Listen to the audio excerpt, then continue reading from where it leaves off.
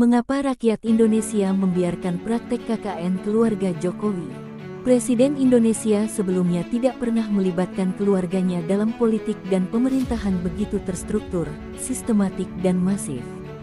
Hanya Jokowi yang mampu memecahkan rekor itu secara nasional dan internasional. Sepanjang berdirinya Republik Indonesia, hanya pemerintahan Jokowi yang praktek-praktek KKN begitu melampaui batas.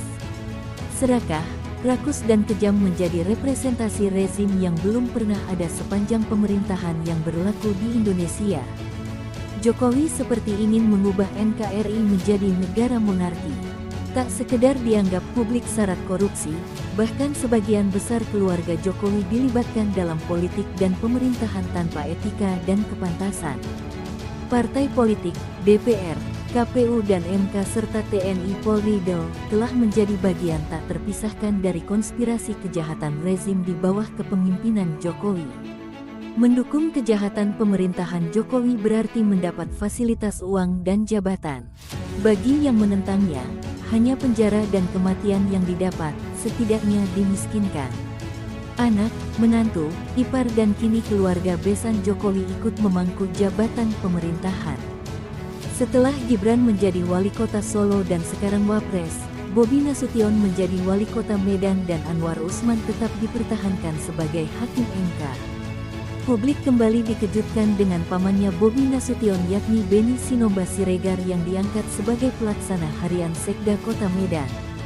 Tak cukup dengan melibatkan keluarga dalam jabatan pemerintahan, Jokowi juga memberikan penghargaan nasional berupa Satya Lencana Karya Bakti Praja kepada Gibran dan Bobi.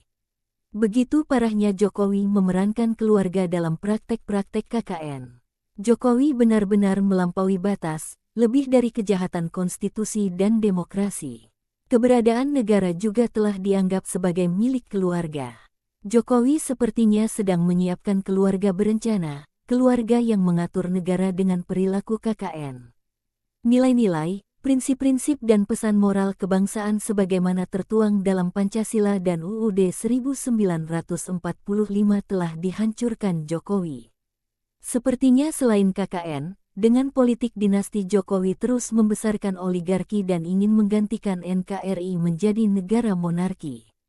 Jokowi telah membunuh kaidah nasionalisme dan patriotisme yang menopang kelahiran NKRI. Jokowi telah mengkhianati cita-cita Bung Karno dan para pendiri bangsa lainnya. Jokowi juga telah menjadi antek asing. Semua kejahatan telah dilakukan bahkan tak ada yang tersisa sedikit pun, meski sekadar kebaikan untuk rakyat, negara dan bangsa Indonesia.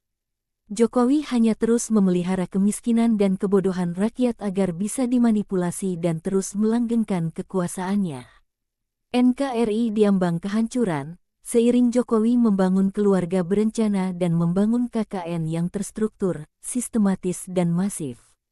NKRI mungkin hanya akan tinggal sejarah, semua bermula dari satu orang yang kemudian melibatkan keluarga. Keluarga yang aktif menjadi keluarga berencana, keluarga yang identik dengan KKN.